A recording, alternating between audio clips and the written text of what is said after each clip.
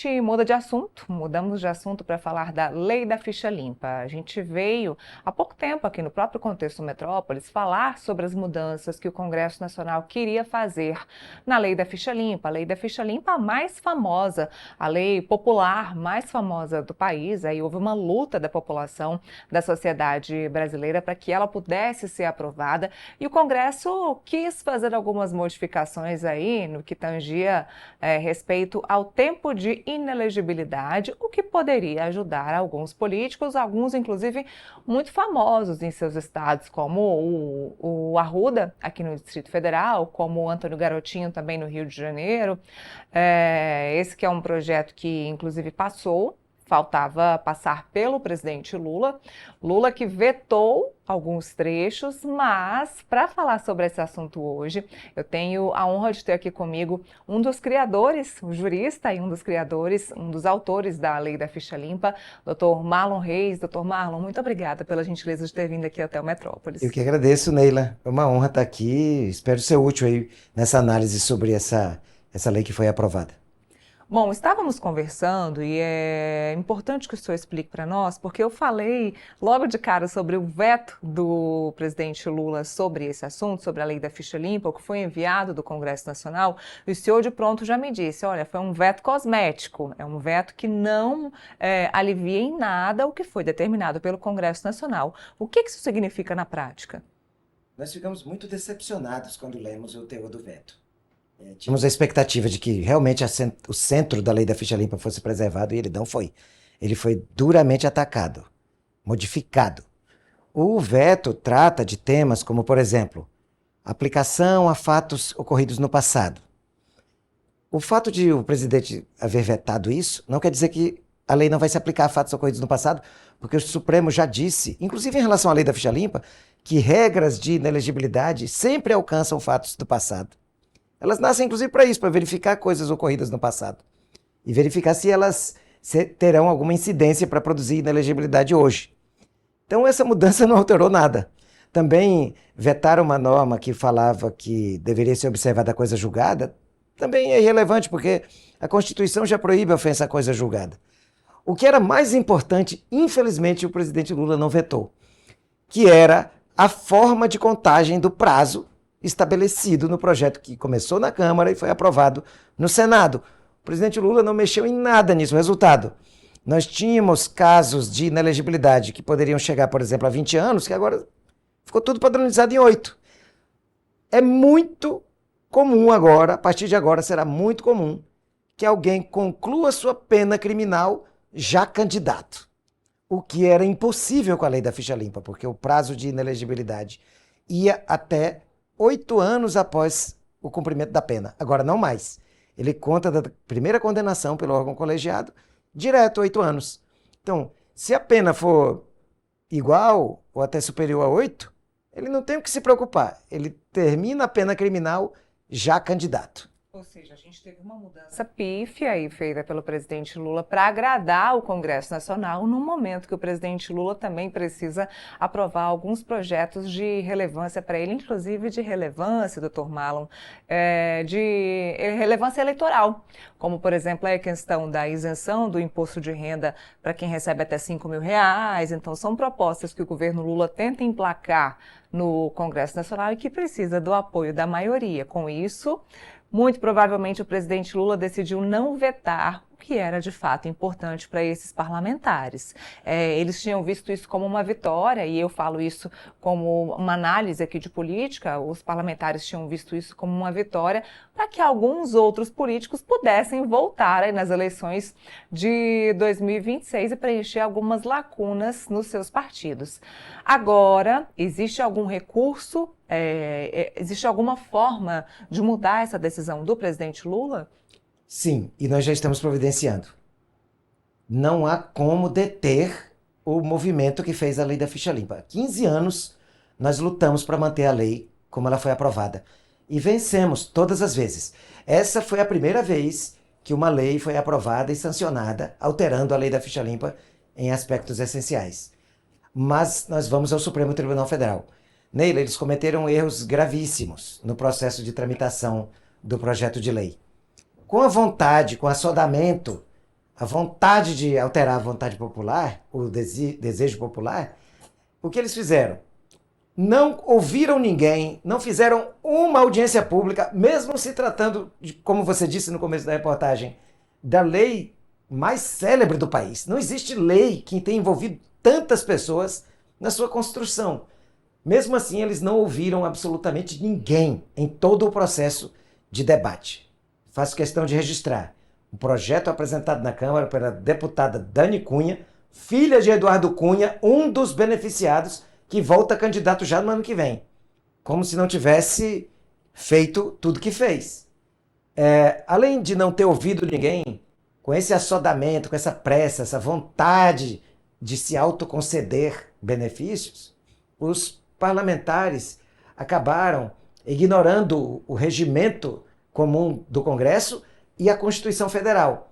No Senado, aconteceram algumas mudanças do texto da Câmara, como, por exemplo, uma mudança proposta pelo senador Sérgio Moro.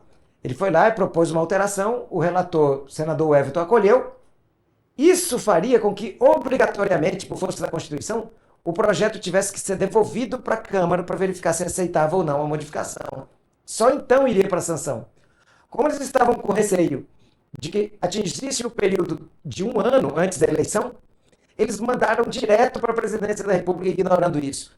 Isso tem nome, se chama inconstitucionalidade formal, e é o mais grave erro, um erro crasso, infantil, que o parlamento demora a cometer, mas dessa vez, por conta da vontade de deixar todas as pessoas livres já para o ano que vem, não puderam esperar e mandaram direto para a sanção.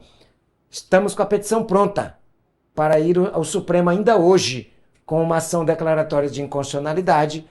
O Partido Rede Sustentabilidade já se predispôs a levar o tema, representando o movimento de combate à corrupção eleitoral, para esse fim no Supremo Tribunal Federal. Então, a história está apenas começando. A palavra final será da Suprema Corte. Doutor Marlon, a gente pode dizer que a inconstitucionalidade desse projeto agora é só por conta por ter pulado essa etapa, pela parte inconstitucional de não ter passado pela Câmara, então ido direto para o presidente da República? É só uma formalidade? Não. Além disso, nós entramos no mérito desse tema, do ponto de vista do debate constitucional, sob diversos outros ângulos. A proteção deficiente, por exemplo, é um tema que o Supremo sempre bate. A norma, ela tem que cumprir um determinado propósito. O que nós fizemos, o que nós estamos vendo agora, é a retirada da eficiência prática da lei da ficha limpa. Então, colide com a ideia de que a proteção tem que ser eficiente. Isso é uma matéria pacificada no Supremo. Outro tema que nós estamos citando, a vedação ao retrocesso.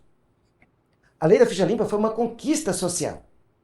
Nós temos que partir dela para mais, não é para menos. Inclusive, eu pergunto para quem nos assiste, será que os problemas que nós enfrentávamos em 2010, quando a lei foi aprovada, em relação à corrupção na política, eles diminuíram em 2015?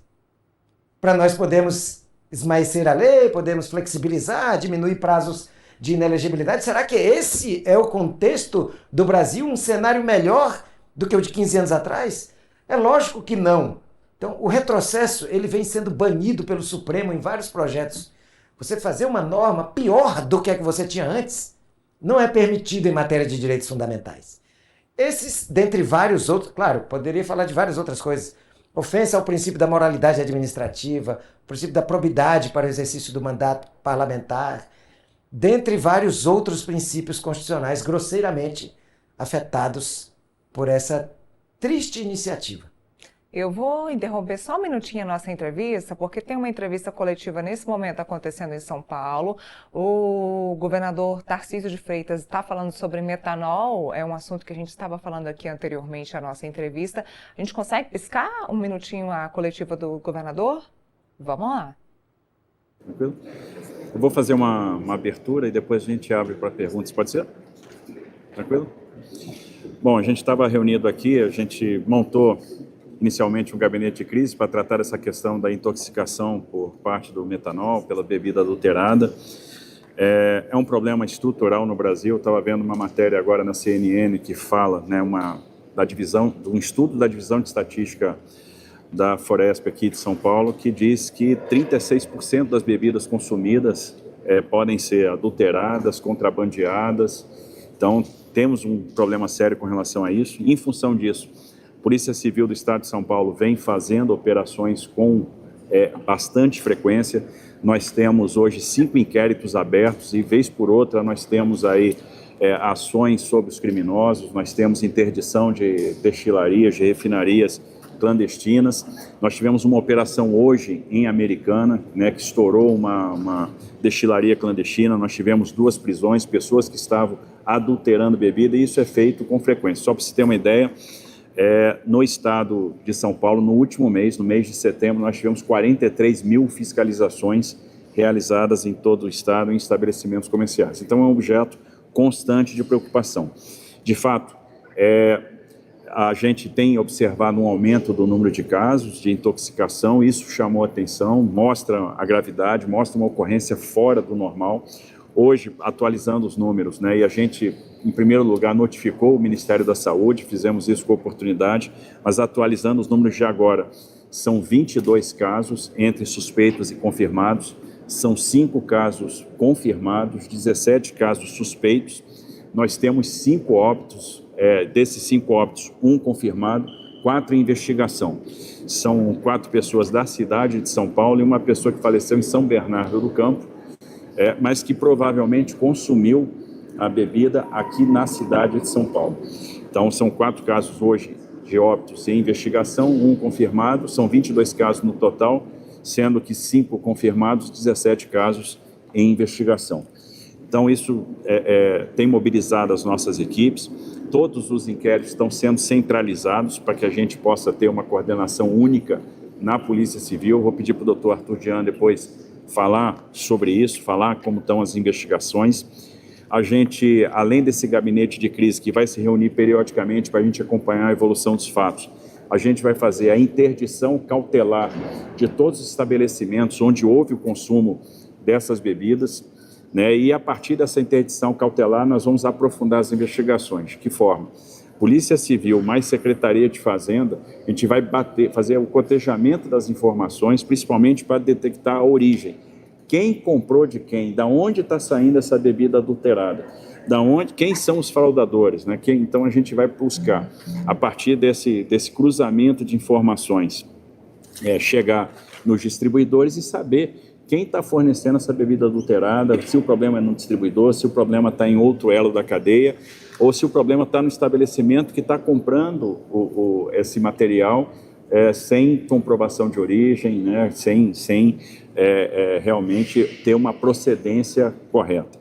A Secretaria de Saúde está estruturando, emitiu alerta para toda a rede de saúde, orientando com relação à notificação, necessidade de fazer a notificação imediata, orientando com relação aos protocolos e orientando com relação ao antídoto, né, a disponibilidade de antídoto que nós temos, né, para fornecer e que tipo de protocolo, que tipo de tratamento que vai ser dado aos pacientes que vão chegar, eventualmente, com algum sintoma. Obviamente, vai ter um reforço da nossa área de comunicação e vocês vão ter um papel fundamental nisso para informar quais são os sintomas, que a pessoa tem, quem a pessoa deve procurar quando sentir o sintoma, como ela deve proceder, e a nossa rede de saúde toda, tanto municipal quanto estadual, estará estruturada para prestar assistência imediata.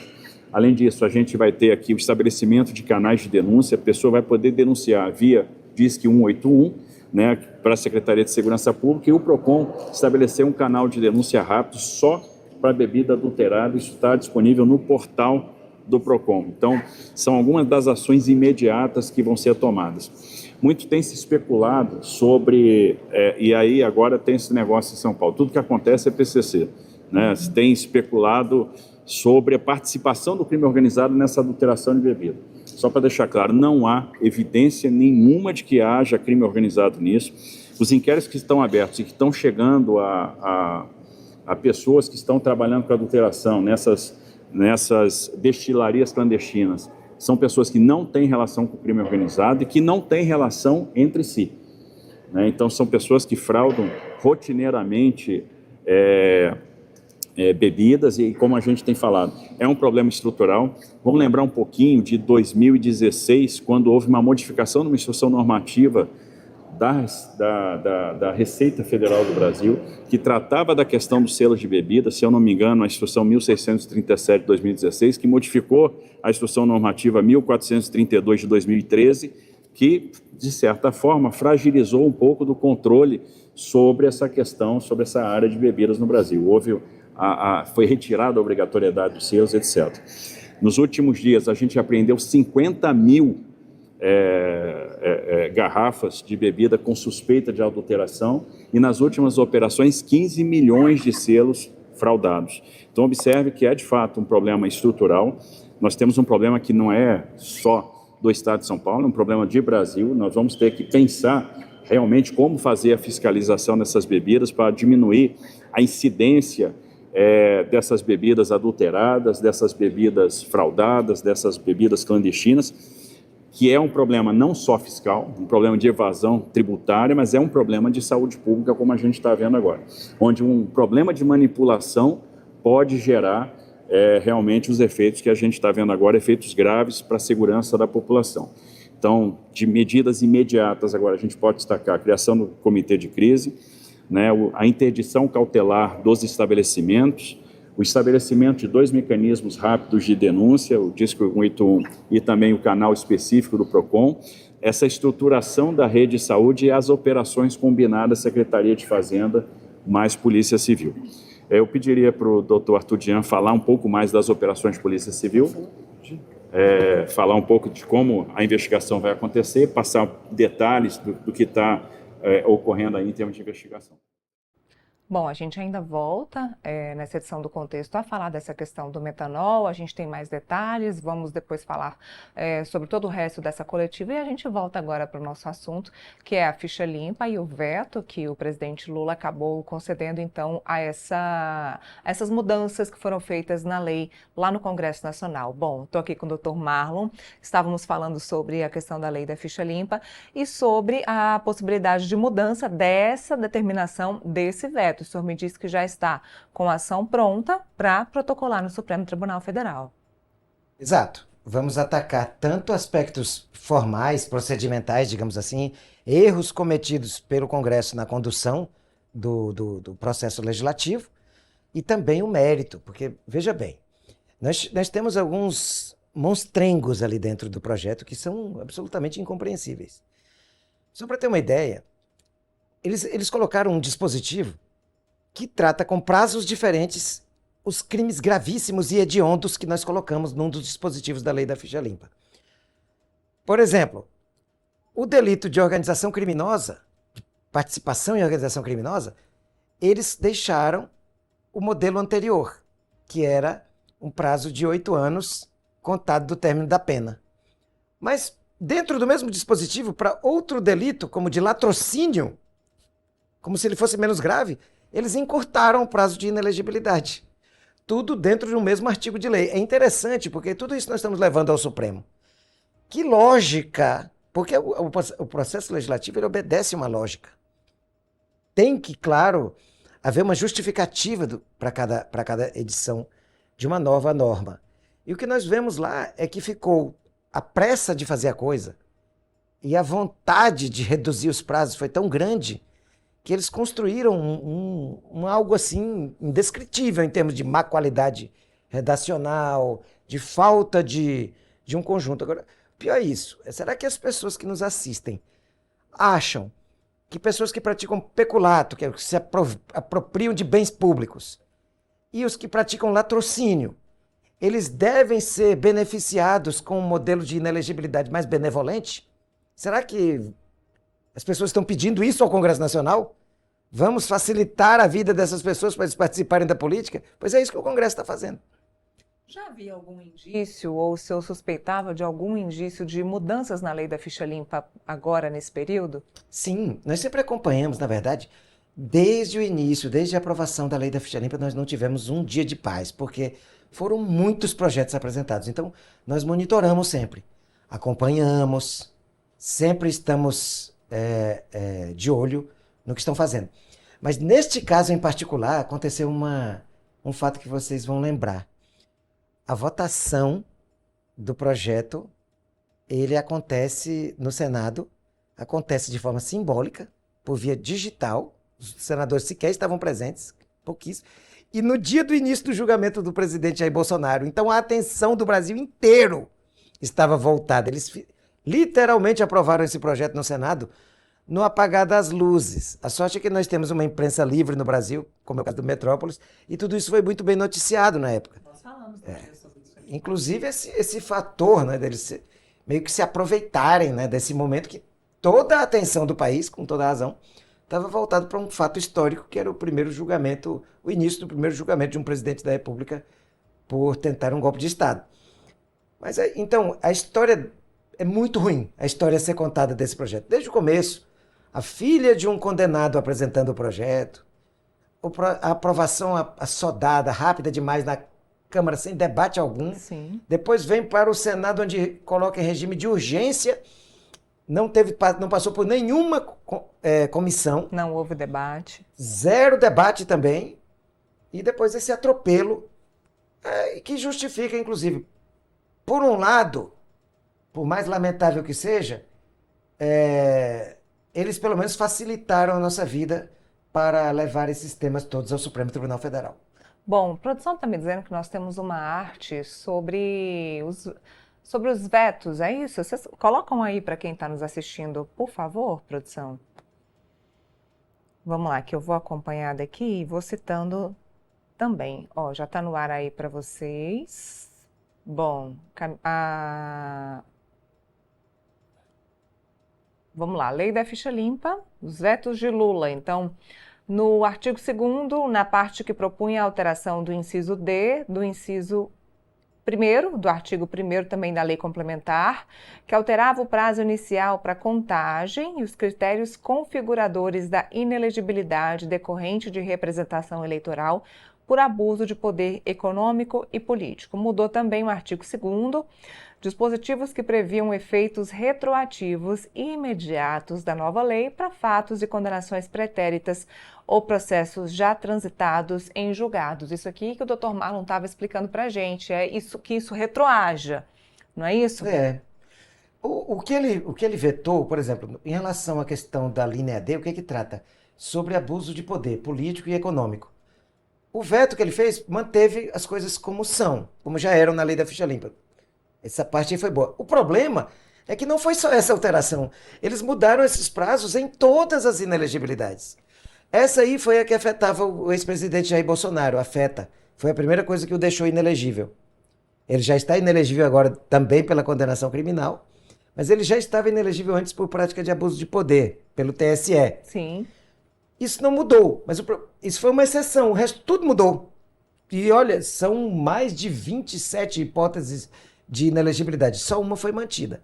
E com relação à questão da retroatividade, o fato de ele vetar uma norma que estabelece a aplicação retroativa não impede que ela seja aplicada a fatos pretéritos, porque é da natureza das inelegibilidades que ela se valha dos fatos ocorridos no passado para verificar se há uma inelegibilidade ou não. Então, ou seja, isso já estava na lei. Já é do próprio sistema.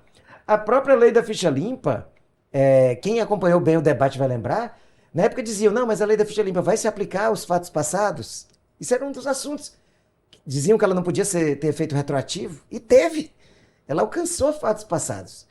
Por quê? Porque é da lógica da inelegibilidade. A Constituição fala em vida pregressa. É a vida passada, é a biografia. São os fatos anteriores que são olhados. Então é da própria natureza da inelegibilidade que os fatos de que ela se vale são os do passado. Então o veto do presidente, infelizmente, não mudou nada sobre isso, nada. Antes da criação da Lei da Ficha Limpa, o que nós tínhamos no nosso ordenamento jurídico que poderia criar essa barreira aí para os políticos corruptos, como a questão da inelegibilidade aí por 8 anos, ou nada existia? Não, era uma pantomima, Neila. Simplesmente nós precisamos fazer uma mobilização nacional, coletar mais de 1.600.000 assinaturas, e fora o apoio popular, as redes sociais, que foi o primeiro case de uso das redes sociais com a finalidade política, não partidária. Esse movimento não tem finalidade partidária. Tem pessoas lá de suprapartidário, tem pessoas de várias visões de mundo lá, no nosso movimento. Então não tem questão, mas foi um grande case de mobilização política para aprovar uma lei. Primeiro grande case em que as redes sociais, eu me lembro que o assunto ficha limpa figurou no Twitter na época como o assunto mais mencionado do mundo inteiro por 3 dias consecutivos, quando do debate no Congresso. Mas por que nós precisamos fazer um movimento tão grande para mudar a lei? Porque a lei não previa mudança. Por exemplo, alguém tinha contas rejeitadas. Ela dizia, não, é inelegível quem teve contas rejeitadas por um tribunal de contas. Só que colocava uma vírgula, salvo se tiver entrado com uma ação judicial. Não precisava nem de uma liminar. Nossa. Bastava ter ajuizado qualquer ação, já ficava suspensa a inelegibilidade. A lei toda era feita e ninguém ficava inelegível, ninguém. Nós levantamos ao longo de décadas de estudo, desde o início da vigência da lei de inelegibilidades, que foi no ano de 1990, e os casos eram raríssimos, não chegava a 5 casos, ao longo de 2 décadas de existência da lei. Sempre havia uma exceção. Uma vírgula. Eu sempre digo, a lei da ficha limpa tirou as vírgulas. O que matava nas vírgulas, os senões colocados propositalmente para ela não ter eficácia. Mas só tinha uma coisa que a lei anterior tinha, que era melhor até do que essa lei que eles aprovaram agora. Um aspecto. Uma pessoa, por exemplo, condenada por narcotráfico, pela lei, antes da lei da ficha limpa, ela ficava inelegível por 3 anos após o cumprimento da pena.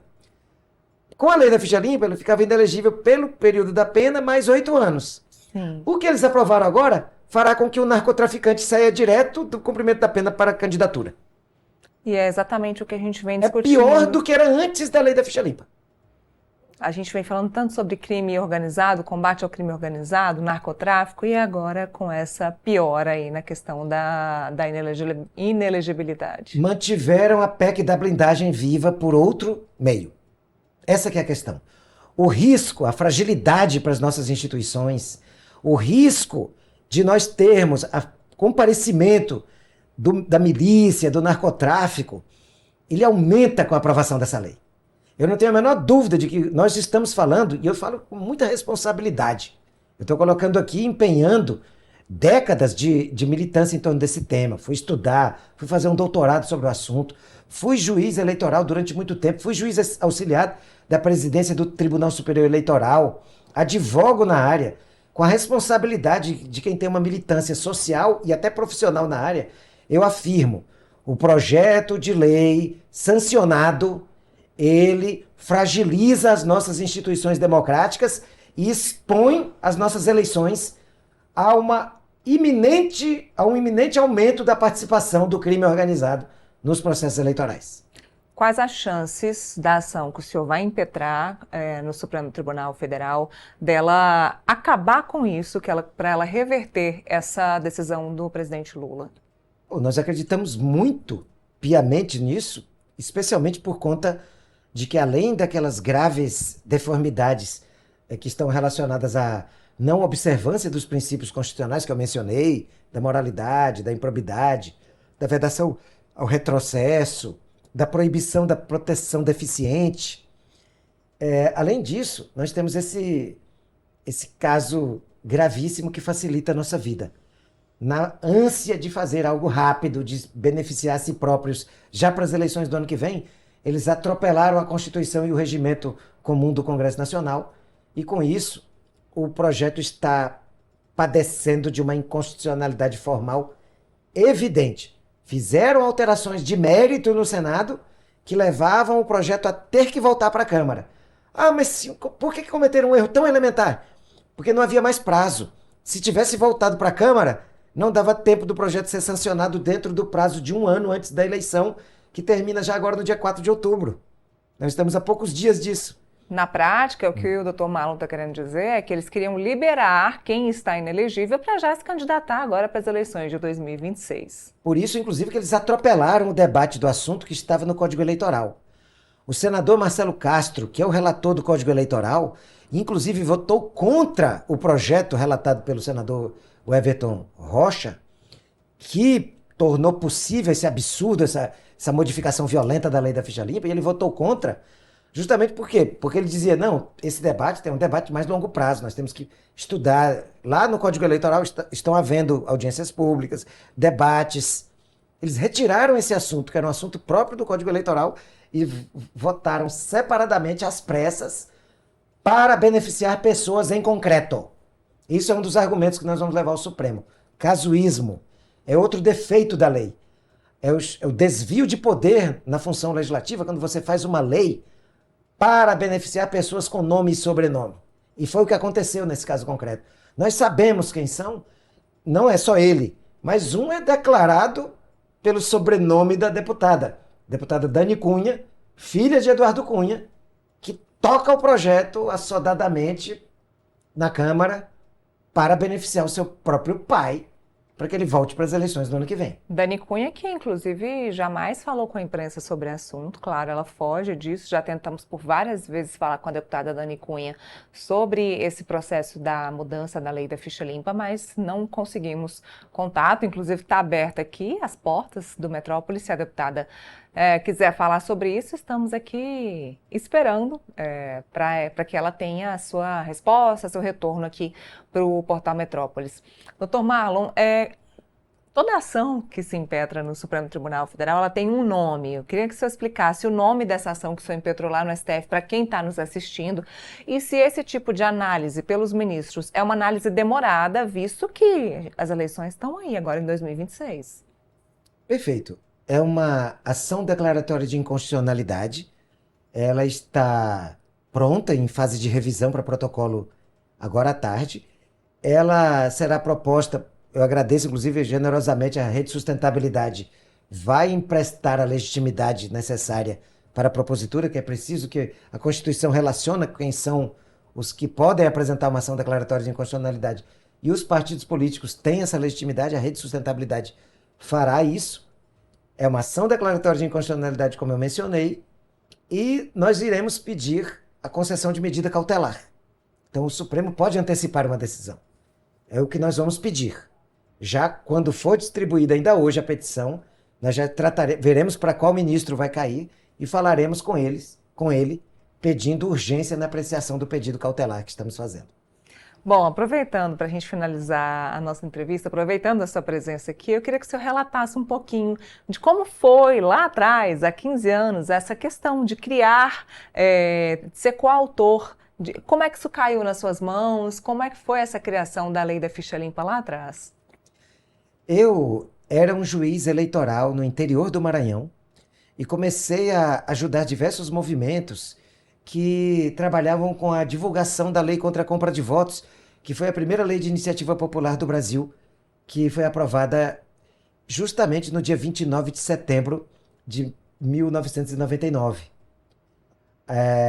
E se trata da Lei 9.840, a Lei contra a Compra de Votos. Eu me envolvi muito com isso, ajudando a difundir nacionalmente essa lei, e fui um dos que participou da criação do movimento de combate à corrupção eleitoral aqui em Brasília em 2002. Então, esse movimento foi um movimento do qual eu fui um dos fundadores, e é ele que mais tarde vai fazer a lei da ficha limpa. Então eu estava embrionariamente ligado ao debate sobre o aprimoramento das eleições brasileiras, mas quem traz a mim esse assunto particularmente foi Dom Dimas Lara Barbosa, que era então o bispo auxiliar do Rio de Janeiro, que chegou, doutor Marlon, nós estamos com narcotraficantes presos e sendo candidatos no Rio.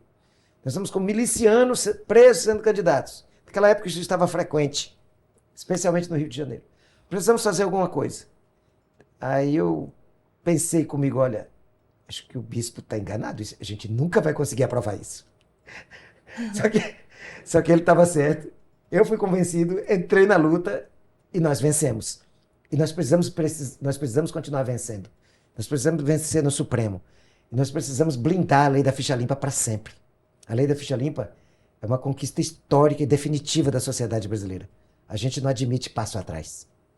Muito bem, obrigada, doutor Marlon Reis, pela gentileza de estar aqui conosco, falar sobre a lei da ficha limpa. E a gente segue acompanhando, viu? Vamos continuar acompanhando quaisquer mudanças que aconteçam na lei mais importante, a primeira lei popular mais importante que foi criada aqui no país. Muito obrigada. Muito obrigado, Neila. Obrigado.